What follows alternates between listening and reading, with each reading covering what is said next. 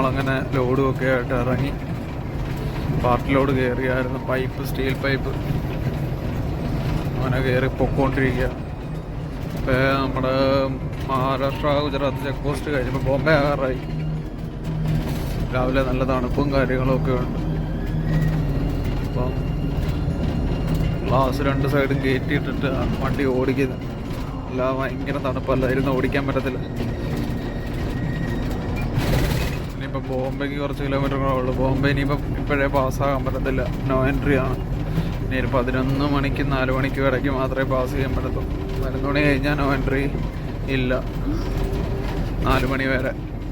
അപ്പോൾ അതിന് മുന്നേ എവിടെയെങ്കിലും വണ്ടി ഒതുക്കി കുറച്ച് ഡീസലും കൂടെ ഫില്ല് ചെയ്തിട്ട് കുറച്ച് നേരം കിടന്നിട്ട് പോകാമെന്നുള്ള ഒരു കാഴ്ചപ്പാടില്ല. അപ്പോൾ ഇന്ത്യൻ ഓയിലിൻ്റെ പമ്പും തപ്പി പോവാം. അപ്പോൾ ഇന്നലെ വീഡിയോ എടുക്കാനുള്ള ഒരു സാഹചര്യം കിട്ടിയില്ല.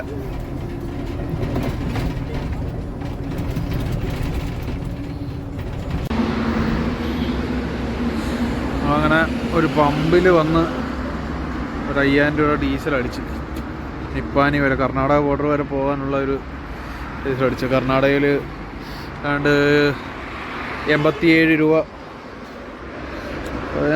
ചില്ലറ പൈസയേ ഉള്ളൂ ഡീസലിന്.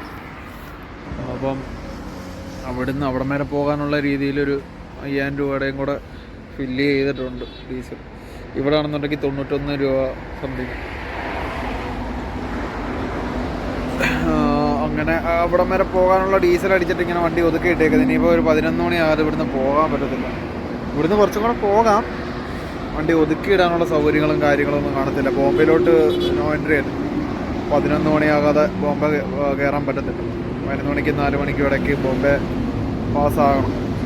അപ്പോൾ അതുകൊണ്ട് ഇവിടെ പാർക്ക് ചെയ്തിട്ട് ഇവിടെ കുറച്ച് നേരം റെസ്റ്റ് എടുക്കാമെന്ന് വിചാരിച്ചിരിക്കുന്നു. അരുണ് കിടന്നു നല്ല ഉറക്കം. അരുണ നൈറ്റ് മൊത്തം വണ്ടി ഓടിയത്. ഞാൻ കുറച്ച് ഓടി, മറ്റു വണ്ടി ഇവിടെ ഒതുക്കിയിട്ട് ഇങ്ങനെ ഇപ്പോൾ ഒരു 11 മണിയൊക്കെ ആകുമ്പോഴത്തേക്ക് എടുക്കാമെന്ന് വിചാരിച്ചിട്ട്. പിന്നെ വണ്ടി ശകലം ഹൈറ്റിലോടാണ്, പക്ഷെ പെട്ടെന്ന് അറിയാൻ പറ്റത്തില്ല. വേലിക്ക് ശകലം കൂടെ മണ്ടൊക്കെ ഇട്ട് പൊക്കം വന്നിട്ടുണ്ട്. പൈപ്പാണ്, സ്റ്റീൽ പൈപ്പാണ് ലോഡ് കയറിയേക്കുന്നത്.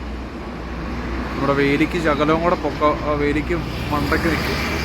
പെട്ടെന്ന് കണ്ടറിയത്തില്ല, ദൂരെ നിന്ന് നോക്കിയാൽ കാണാം, അറിയാൻ പറ്റും. അടുത്ത് നിന്ന് നോക്കി അങ്ങനെ വലുതായിട്ട് അറിയാൻ പറ്റത്തില്ല. അങ്ങനെ നല്ല രീതിയിൽ കെട്ടിയിട്ടുണ്ട്. ലൂസാകാതിരുന്ന പ്രശ്നമില്ലാതെ അങ്ങ് പോവാം. ഇപ്പം നാട്ടിൽ ചെന്നിട്ട് കുറേ പരിപാടികളുണ്ട്. നേരെ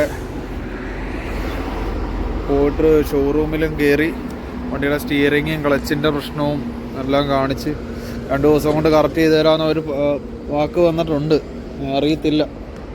പിന്നെ നമ്മുടെ സ്റ്റൗവിൻ്റെ വെൽഡിങ് വിട്ടുപോയി, അത് വെൽഡ് ചെയ്യണം.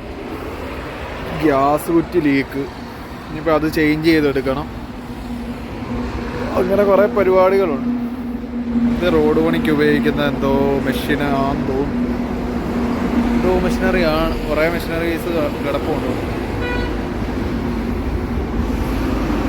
ഇനിയിപ്പോൾ കുറച്ചും കൂടെ കഴിഞ്ഞിട്ട് എന്തെങ്കിലും ഫുഡും കൂടെ കഴിച്ചിട്ട് പെയ്യെ ഇവിടെ നിന്ന് അങ്ങ് ഇറങ്ങാം.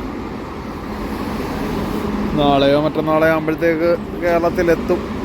നാളെ നൈറ്റ് ആകുമ്പോഴത്തേക്ക് എത്തുമായിരിക്കും എന്നുള്ള പ്രതീക്ഷയിൽ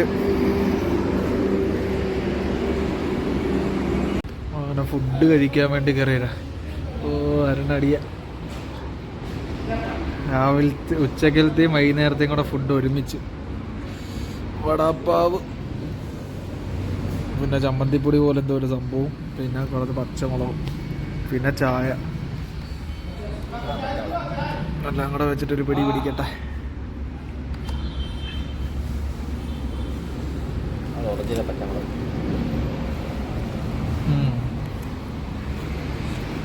ഇനിയിപ്പോൾ ഇവിടുന്ന് അങ്ങോട്ട് കയറി കഴിഞ്ഞാൽ ഫുഡും കാര്യങ്ങളൊന്നും ബുദ്ധിമുട്ടായിരിക്കും. ഇവിടുന്ന് കഴിച്ചിട്ട് പോകാമെന്ന് വിചാരിച്ചു.